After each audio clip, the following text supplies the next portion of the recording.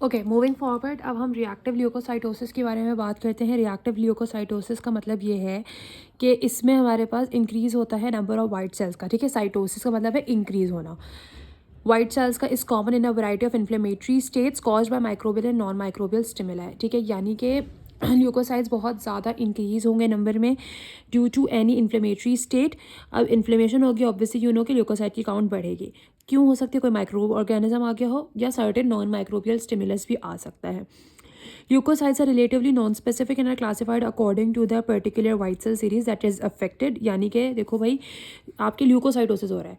अब ल्यूकोसाइटोसिस में any of the lineages of the leukocytes, any of the types of leukocytes जो होती हैं वो अफेक्ट हो सकती हैं।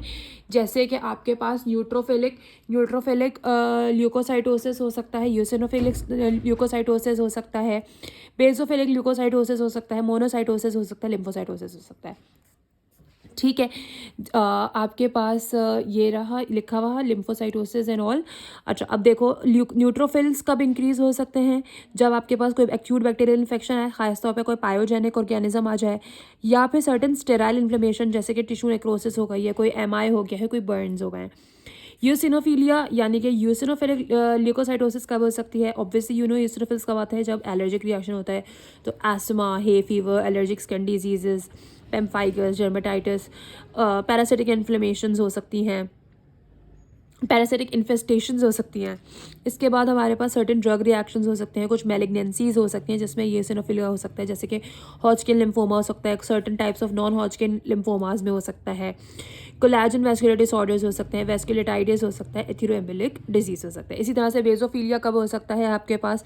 इट्स वेरी रेयर, लेकिन अगर बेजोफिलिया हो रहा है इसका मतलब है कोई माइलो प्रोलिफरेटिव नियोप्लाज्म है, जैसे कि क्रॉनिक माइलोइड ल्यूकीमिया, सीएमएल, ठीक है। सीएमएल में आपको बेजोफिलिया मिलता है। उसके बाद मोनोसाइटोसिस, मोनोसाइट्स कब इंक्रीज हो सकते हैं? मोनोसाइट्स आपके पास क्रॉनिक इन्फेक्शन में, आपको पता है कि जो न्यूट्रोफिल था वो एक्यूट फेज में आता है ना, तो मोनोसाइट्स क्रॉनिक फेज में आता है। एक्यूट फेज में आपके पास न्यूट्रोफिल्स आएगा, क्रॉनिक इन्फेक्शन में आपके पास मोनोसाइटोसिस आएगा। तो जैसे कि क्रॉनिक इन्फेक्शन आपके पास टीबी हो गया, फिर बैक्टीरियल एंडोकार्डाइटिस हो सकता है, रिकेट्सियोसिस हो सकता है, मलेरिया हो सकता है, फिर कोलेजन वैस्कुलर डिजीजेस हो सकती हैं, कोई इन्फ्लेमेटरी बाउल डिजीजेस जैसे कि अल्सरेटिव कोलाइटिस में आपके पास मोनोसाइटोसिस हो सकता है।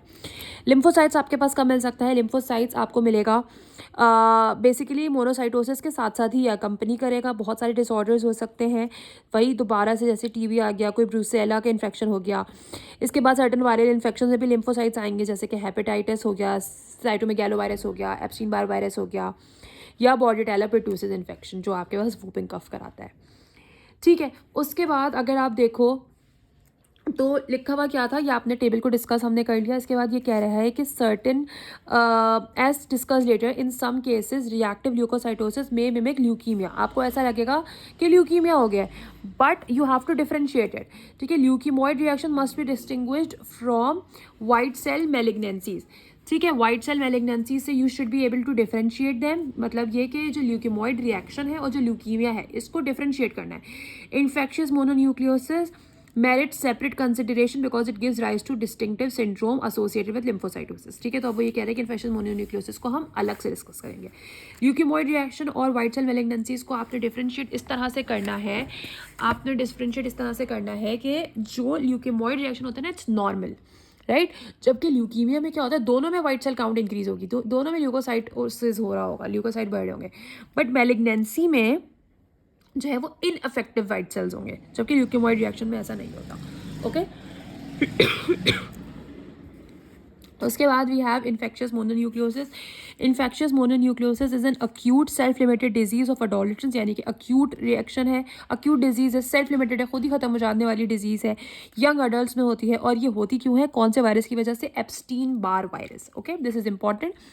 एप्स्टीन बार वायरस जो है आपके पास इन्फेक्शियस मोनोन्यूक्लियोसिस कराता है, a member of the herpes virus family. It's very closely related to herpes virus. The infection is characterized by fever, sore throat and generalized lymphadenitis. A lymphocytosis of activated CD plus T cells of note cytomegalovirus induces a similar syndrome that can be differentiated only by serologic methods. यानी कि वो कह रहे हैं कि जो Epstein Barr virus है, जो साइटोमेगालोवायरस है, ये सेम ही तरीके से प्रेजेंट करते हैं, बट आप इसको डिफरेंशिएट कैसे करोगे? जब आप सेरोलॉजी करोगे तो आपको पता चलेगा कि भाई ये एप्स्टीन बार वायरस हुआ है या ये साइटोमेगालोवायरस हुआ है. अच्छा, अभी हमने डिस्कस किया कि इन्फेक्शियस मोनोन्यूक्लियोसिस एक अक्यूट डिजीज है, सेल्फ लिमिटेड है, यंग अडल्ट्स में होती है, हर्पीस वायरस से closely related Epstein Barr virus के अंदर हो रही है. उसके बाद जब पेशेंट आपके पास आएगा तो पेशेंट किस किस कंप्लेंट के साथ आएगा? Fever, sore throat and generalise लिम्फेडिनाइटिस. ठीक है, लिम्फेडिनाइटिस क्या होता है ये हम आगे, ये हमारे पास चैप्टर है रिएक्टिव लिम्फेडिनाइटिस, इसमें हम डिस्कस कर लेंगे लिम्फेडिनाइटिस क्या होता है. फिलहाल के लिए इतना ज़रूरी है कि फीवर है, सोर थ्रोट है एंड लिम्फेडिनाइटिस है, लिम्फ नोड्स की इन्फ्लेमेशन है. उसके बाद आपके पास लिम्फोसाइटोसिस है. लिम्फोसाइटोसिस का मतलब है कि लिम्फोसाइट्स की काउंट्स इंक्रीज होगी, एलिवेटेड होंगे, एक्टिवेटेड होंगे CD8+ और T sales.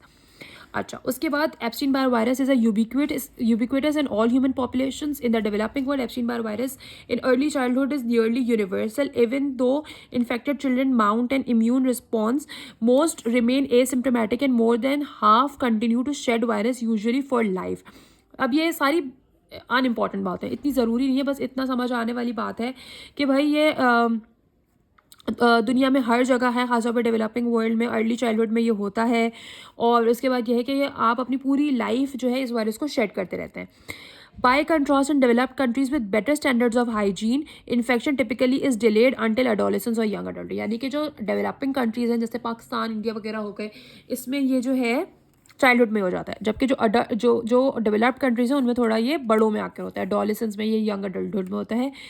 And symptomatic infection is much more common. For unclear reasons, only about 25% of healthy seropositive patients in the developed countries shed the virus, and only about 50% of those expected to the virus acquire the infection. इसका मतलब यह है कि भाई हमें समझ नहीं आ रहा, अनक्लियर रीजन से, we don't know the correct reasons. हमारे पास पूरी अंडरस्टैंडिंग नहीं है, बट हमें ये समझ आ रहा है कि जिन जिन लोगों में जो सीरो पॉजिटिव है, यानी जिन जिन के ब्लड में हमने एप्स्टीन-बार वायरस डिटेक्ट किया, उसमें से 20% लोग जो होते हैं वो वायरस को शेड करते हैं. हेल्दी मतलब हेल्दी, उनको कोई इन्फेक्शन नहीं है, बट उनके अंदर वायरस है. ठीक है, और जो 50% लोग हैं, 50% लोग जो वायरस से एक्सपोज होते हैं उनको इन्फेक्शन होता है. ओके, अब इसकी transmission to a sero negative kissing cousin usually involves direct oral contact. यानी कि ये उस वक्त होगा जब आपका ओरल कॉन्टैक्ट, एक पेशेंट एप्स्टीन-बार वायरस का था, उसका दूसरे से ओरल कॉन्टैक्ट हुआ है. ठीक है, सलाइवा से ये यूजुअली पास ऑन होता है. It is hypothesized that the virus initially infects oropharyngeal epithelial cells and then spreads to underlying lymphoid tissue. अब वो ये कह रहे हैं कि वायरस जो होता है वो ना ओरोफेरेंजियल एपिथेलियल सेल्स को ये पहले इन्फेक्ट करता है, और बाद में जो है ये लिम्फॉइड टिश्यू को, टॉन्सिल्स को, रेडिनोइड्स को अफेक्ट करेगा. ठीक है, पहले एपिथेलियल सेल्स इन्वॉल्व होंगे, फिर लिम्फॉइड टिश्यू इन्वॉल्व होगा, where mature B cells are infected. ठीक है, तो अभी एप्स्टीन-बार वायरस क्या करेगा, ये जाके मेच्योर बी सेल्स को जाके इन्फेक्ट करेगा. The infection of B cells takes one of the two forms. In a minority of the cells, the infection is lytic, leading to viral replication and release of virions. More commonly, the infection is non-productive and the virus persists in latent form as an extra chromosomal episome. अब ये सारी बातें important है. Important बात क्या थी कि जो सीरो नेगेटिव पेशेंट्स होते हैं उसमें जिसके पास मतलब ये एप्स्टीन-बार वायरस नहीं था, उसको कैसे जाएगा, उसको ओरल कॉन्टैक्ट के जरिए जाएगा. Epithelial cells, oropharyngeal epithelial sales पे ये पहले जाएगा और उसके बाद लिम्फोइड टिश्यू को इन्वॉल्व करेगा और जाके B cells, mature B cells को इन्फेक्ट करेगा. इमेच्योर सेल्स को इन्फेक्ट नहीं करेगा, मेच्योर बी सेल्स को इन्फेक्ट करेगा. और फिर जो है वायरल रेप्लिकेशन होगी. सेल्स ऑब्वियसली वायरस जो है वो सेल्स के अंदर रेप्लिकेट होगा, फिर वो लाइटिक होती जाएगी, उनकी लाइसिस होगी, वो सारे रिलीज हो जाएंगे वायरियंस. और उसके बाद वो ये कह रहा है कि more commonly the infection is non productive and the virus persist in latent form. यानी ये कुछ सिम्टम्स वगैरह शो नहीं कर रहा होगा, बस ऐसे ही पड़ा रहेगा लेटेंट फॉर्म में अपने ना एक्स्ट्रा क्रोमोसोमल एपिसोम के साथ. फिर हमारे पास ये है B cells that are latently infected with Epstein Barr virus becomes activated. अब वो उन्होंने बोला कि जो एप्स्टीन-बार वायरस है जो बी सेल्स को अफेक्ट किया था ना, इन्फेक्ट किया था, वो एक्टिवेट होंगे, वो प्रोलिफरेट करेंगे as a result of the action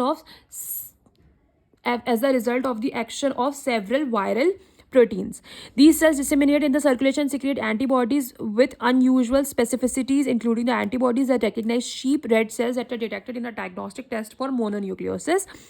इस बात का मतलब ये हुआ कि अब ये जो इन्फेक्टेड बी सेल्स है ना, ये पूरी बॉडी में, पूरी सर्कुलेशन में डिसेमिनेटेड है। अब ये बिकॉज ये वो बी सेल्स, तो ये एंटीबॉडी सिक्रीट कर रहे होंगे, और ये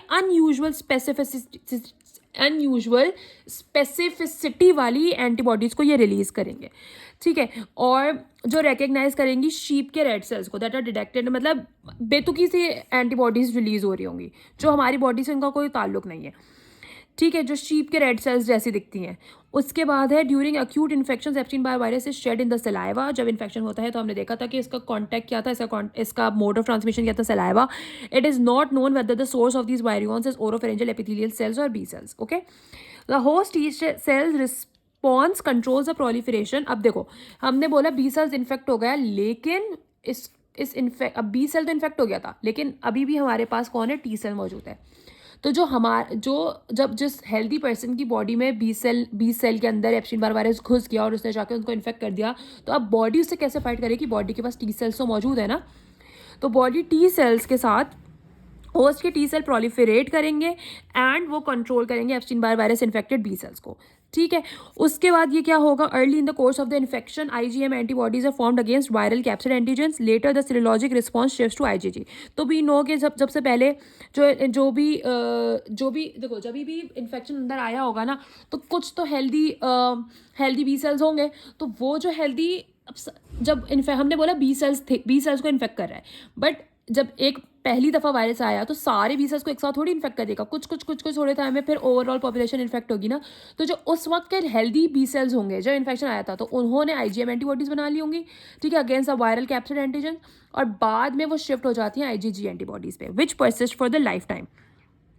उसके बाद more important in the control of the Epstein Barr virus positive B cell proliferation और साइटोटॉक्सिक CD8+ टी सेल। अब वो ये कह रहा है कि इसको कंट्रोल करने में, हमने बोला टी सेल है, तो कौन सा T cell, cytotoxic CD8+ T cells, okay. Virus specific CD8+ T cells appear in the circulation as atypical lymphocytes, a finding that is characteristics of mononucleosis, ठीक है। तो अभी जब भी किसी पेशेंट को इन्फेक्शन मोनोन्यूक्लियोसिस हो रहा होगा, तो हम क्या देखेंगे, वायरस स्पेसिफिक, ठीक है, एप्स्टीन बार वायरस के स्पेसिफिक CD8+ टी सेल्स आएंगे सर्कुलेशन में, और this is very characteristics of mononucleosis. In otherwise healthy persons, the fully developed humoral and cellular response to Epstein-Barr virus acts as brakes on the viral shedding. In most cases, however, a small number of latently infected Epstein-Barr virus B cells escape the immune response and persist for the life of the patient. अब ये कह रहे हैं कि sometimes you get successful, sometimes you don't, और in most cases, ठीक है, most cases में क्या होता है, it persist for life. As describe later, impaired T cell immunity places patients at a high risk for Epstein Barr virus driven B cell proliferation. इसका मतलब ये हुआ कि अगर पेशेंट पहले से कोई इम्यून कॉम्प्रोमाइज था, उसके टी सेल में पहले से कोई मसला था, तो ऐसे लोगों में एप्स्टीन-बार वायरस जो B cell proliferation B cell के अंदर घुस गया था ना, अब वो लाइफ टाइम रहेगा, सही है, क्योंकि उसकी टी सेल की इम्यूनिटी तो खराब थी, इम्पेयर्ड थी। तो अब हमने देखा कि टी सेल ही तो आके कंट्रोल कर रहा था, CD8+ टी सेल्स आ रहे थे। अब अगर उसकी इम्पेयर्ड टी सेल इम्यूनिटी होगी तो वो कैसे करेगा, कॉमन सेंस, ओके। अब नेक्स्ट वीडियो में we will talk about the morphology and the clinical features. I will stop this video now.